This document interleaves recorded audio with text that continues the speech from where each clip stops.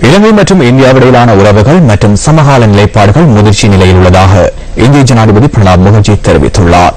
68வது சுதந்திர தினத்தினை முன்னிட்டு தெரிவித்துள்ள வாழ்த்துச் செய்தியிலேயே அவர் இதனை குறிப்பிட்டுள்ளார்.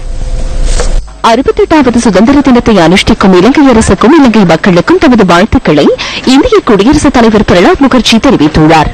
68வது சுதந்திர தினத்தை கொண்டாடும் காலப்பகுதியிலான இலங்கை வாழ் மக்களின் சுதந்திரம் தொடர்பில் தமது அவதானத்தை வெளிப்படுத்துவதாக பிரணாப் முகர்ஜி குறிப்பிட்டுள்ளார்.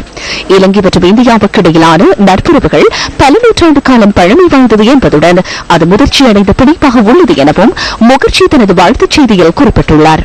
புதிய தலைமைத்துவத்தின் கீழ் மொழி வலுப்பெற்றுள்ள நாட்டில் இந்தியாவுடனான இருநாட்டு நன்மைகள் பொருந்திய உடன்பாட்டு உறவுகள் வலுவடையும் என தாம் நம்புவதாக ஜனாதிபதி மைத்ரிபால சிறிசேனவுக்கு அனுப்பி வைத்துள்ள வாழ்த்தில் இந்திய குடியரசுத் தலைவர் தெரிவித்துள்ளார். இலங்கையின் நெருங்கிய நண்பர் உறவினர் என்ற வகையில் இலங்கைகளுக்கு தாம் எப்போதும் ஆதரவாக இருப்போம் என்பதை தெரிவிக்க கிடைத்த சிறந்த சந்தர்ப்பமாக இதனை கருதுவதாகவும் இந்திய குடியரசுத் தலைவர் பிரணாப் முகர்ஜி குறிப்பிட்டுள்ளார்.